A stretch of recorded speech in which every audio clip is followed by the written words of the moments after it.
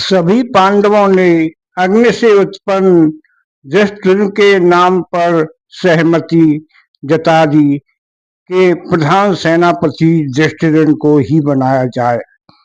द्रौपदी ने पूछा कि हे भ्राताश्री, प्रधान सेनापति बन गए हो, अब एक बात बताओ, मुझे दुशासन की छाती का लोह मिलेगा या नहीं? धृष्टद्युम्न ने कहा, हे द्रौपदी, तुम्हें दुशासन की छाती का लोहू अवश्य मिलेगा। द्रौपदी ने कहा कि पांडव सेना के प्रधान सेनापति, द्रौपदी तुम्हें प्रणाम करती है। अब हस्तिनापुर में धृतराष्ट्र के पास गंधारी आई। उसने कहा, हे स्वामी, इस युद्ध को रोक लीजिए। धृतराष्ट्र ने कहा, गंधारी, क्या पांडुपुत्र युद्ध रोकने के लिए तैयार हो जाएंगे?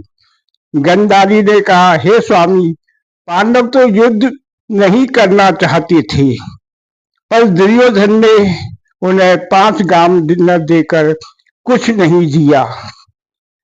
इतिहास आपको कभी माफ नहीं करेगा और तुम्हें सदा अपराधी ठहराता रहेगा। धृतराष्ट्र ने कहा, मुझे इतिहास की चिंता नहीं है, केवल वर्तमान पर ध्यान दे रहा हूँ। उसकी चिंता है कुंती अब विदुर के घर क्या कर रही है, वो अपने पुत्रों के पास क्यों नहीं जाती है, वो चाहती क्या है? मैं युद्ध नहीं चाहता हूँ। गंधारी ने कहा, हे राजन, अभी युद्ध आरंभ नहीं हुआ है, उसे किसी तरह रोका जा सकता है। धृतराष्ट्र ने कहा कि युद्ध अब किस प्रकार रोका जा सकता है? तब गंधारी ने कहा, हे स्वामी, संजय को साथ लेकर आप श्री कृष्ण के पास जाएं और उनसे युद्ध रोकने की विनती करें, तो कोई न कोई अवश्य रास्ता निकाल लेंगे। धृतराष्ट्र ने कहा कि हे गंधारी, श्री कृष्ण की सेना हमारी तरफ है और पांडुपुत्रों की तरफ वह स्वयं है, उन्हें रोकने के लिए किस तरह कहा जाएगा? अब कोई फायदा नहीं है। तुम्हारे 100 पुत्र हैं और कुंती के 5 पुत्र हैं, उसे कोई चिंता नहीं है और आप व्यर्थ में चिंता कर रही हो। तभी वहां वेद व्यास जी पितामह के पास आई। पितामह ने उन्हें सादर प्रणाम किया और व्यास जी ने कहा, हे गंगा पुत्र, जो हो रहा है उसे रोकना हमारे हाथ में नहीं है। जो होने वाला है उसकी आधारशिला परमात्मा बहुत पहले रख देता है। पितामह ने कहा, हे साहब, मैं विवश हूँ, मुझे क्या करना चाहिए समझ में नहीं आ रहा है। मैं हस्तिनापुर को उजड़ता नहीं देख सकता हूँ और तुम्हें बताना चाहता हूँ। तब व्यास जी ने कहा, हे गंगापुत्र, इस मास की 13 तिथि को पूर्ण सूर्य ग्रह है, जो मानवता के लिए ठीक नहीं है। पहले ऐसा ग्रहण कभी न पड़ा था, न आगे पड़ेगा। यह ग्रहण सर्वनाश का प्रतीक है। पिता मैंने कहा, हे आचार्य, मैं एक प्रधान सेनापति हूँ जिसकी हार निश्चित है, बताएं मुझे क्या करना। राजा धृतराष्ट्र के पास चले गए। अब राजा ने उन्हें प्रणाम किया और कहा, हे व्यास जी, आप ही बताओ मुझे क्या करना चाहिए। तब व्यास जी ने कहा कि लंबी उम्र लेकर क्या करोगे, तुम्हारे पास कोई कुटुंबी नहीं रहेगा, इसलिए युद्ध को रोक लो। धृतराष्ट्र ने कहा, आचार्य, युद्ध मैं भी नहीं चाहता हूँ, पर मेरा पुत्र दुर्योधन नहीं मानता है। मैंने उसे कई बार समझाया पर वह नहीं माना। फिर व्यास जी ने कहा कि तुम्हें दिव्य दृष्टि देता हूँ, इस विनाश को तुम अपनी आंखों से स्वयं देखना। तब धृतराष्ट्र ने कहा कि आचार्य, मैं दिव्य दृष्टि लेकर क्या करूंगा, मैं तो उन्हें पहचानता तक नहीं हूँ। यदि आप मुझसे प्रसन्न हैं तो दिव्य दृष्टि संजय को दीजिए, मैंने केवल सुनना सीखा है, इसलिए संजय मुझे देखकर युद्ध के समाचार बताते रहेंगे और मैं सुनता रहूंगा। तब व्यास जी ने अपने योग बल से संजय को आंखों में एक ज्योति दी, जो दिव्य दृष्टि के नाम से जानी जाती है। अब धृतराष्ट्र ने संजय से कहा, इस समय मेरा पुत्र दुर्योधन कहाँ है? संजय ने अपनी दिव्य दृष्टि का प्रयोग किया। उसने कहा, हे राजन, दुर्योधन इस समय कर्ण, दुशासन, शकुनी और उल्लूक के साथ कोई विचार कर रहे हैं। धृतराष्ट्र ने कहा कि संजय क्या बात कर रहे हैं, मुझे बताओ। संजय ने कहा कि दुर्योधन सभी को कह रहा है, अब हमें अपना दूत पांडवों के पास भेजना चाहिए। उन्होंने उल्लूक को समझाकर पांडवों के पास जाने को कहा है। संजय ने कहा, हे महाराज, उल्लूक पांडवों के पास पहुंच गया है। अब पांडवों ने कहा है कि जब युद्ध की तैयारी हो रही है, दुर्योधन ने क्या संदेश भेजा है। तब श्री कृष्ण ने कहा कि हमें दुर्योधन का संदेश सुन लेना चाहिए। उन्होंने उल्लूक से पूछा, तुम क्या संदेश लाए हो? उल्लूक ने कहा, हे इंद्रप्रस्थ नरेश, जो मैं कह रहा हूँ ये शब्दावली दुर्योधन की है और उसमें मेरा कोई कसूर नहीं है, केवल मैं सुनाना चाहता हूँ। तब श्री कृष्ण ने कहा, हे दूत, संदेश सुनाना तुम्हारा कर्म है, इसलिए जैसा भी संदेश है हमें सुनाओ, तुम्हारी जान माल को कोई खतरा नहीं है। तब उल्लूक ने कहा कि दुर्योधन ने संदेश भेजा है कि आप दुर्योधन ने आपका अज्ञातवास समाप्त कर दिया था, इसलिए 12 साल वनवास और 1 साल के अज्ञातवास में जाएं। फिर दुर्योधन से प्रार्थना करें, उसको इंद्रप्रस्थ दुर्योधन को लौटाएगा या नहीं। वह कैसे भूल गए कि हस्तिनापुर में तुम्हारी द्रौपदी का कितना अपमान राजसभा में हुआ था। आप भूल चुके हैं, इसलिए आप दुर्योधन के राज्य मांगने के अधिकारी नहीं हो। तुम कायर हो। अगर तुम वीर होते तो अब तक तुम हस्तिनापुर पर आक्रमण कर चुके होते, पर तुम्हें राज्य ज्यादा प्रिय है, इसलिए अपना अपमान भूलकर यहाँ बैठे हो। तुम अधर्मी और कायर हो। तुम्हें पत्नी का अपमान सम्मान मालूम नहीं है। तुम क्षत्रिय लोग भी नहीं अधिकारी हो। तुम युद्ध करोगे, तुम्हारा माई भी किस हमारा कुछ नहीं कर पाएगा, इसलिए युद्ध का विचार त्याग दो और महाराजा विराट के यहाँ सेवक बनकर यही जीवन बताओ और भूल जाओ कि तुम्हारे राज्य का अपहरण किया हुआ है।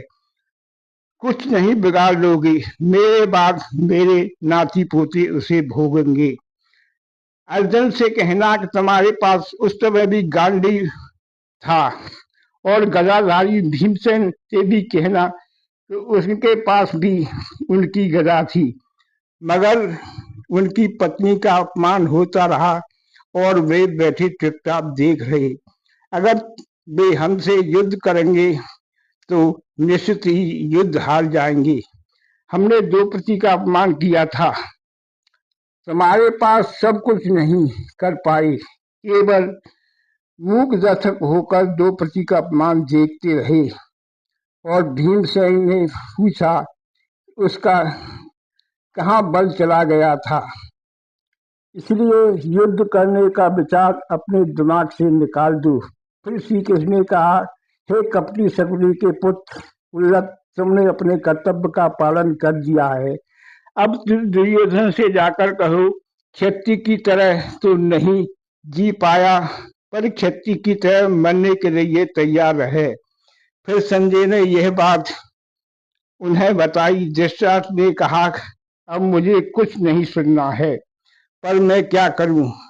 अब युद्ध तो मेरे कहने से रुकने वाला नहीं है, इसलिए संजय तुम मेरे ही पास रहो और पल पल की मुझे जानकारी देते रहो।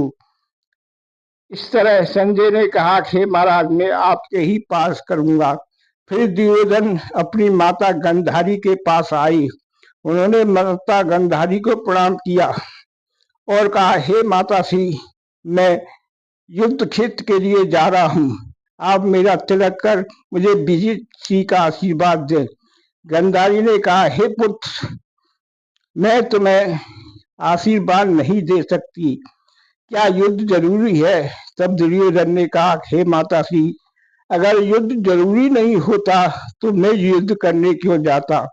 फिर गंधारी ने कहा, पुत्र, तुम्हें अगर आशीर्वाद भी दे दूं पर तुम्हारा इसमें भला नहीं होगा। मैं समझ लो कि पांडवों से युद्ध करने के अलावा तुम अपने आप से युद्ध करो तो मैं तुम्हें विजयश्री का आशीर्वाद भी दूंगी। तब दुर्योधन ने कहा, हे माता श्री, तुम मुझे विजयश्री का आशीर्वाद नहीं देंगी, फिर मैं युद्ध के लिए मैं जा रहा हूँ। इसलिए इतना कहकर दुर्योधन बिना गंधारी के पैर छुए युद्ध की तरफ चला गया।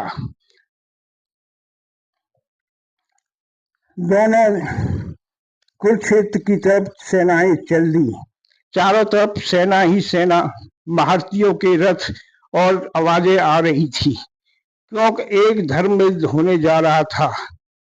एक महारथी दूसरे महारथी को साथ लेकर चल दिए। कुरुक्षेत्र के मैदान में पहुंच गए। पूरा कुरुक्षेत्र दो भागों में बट गया।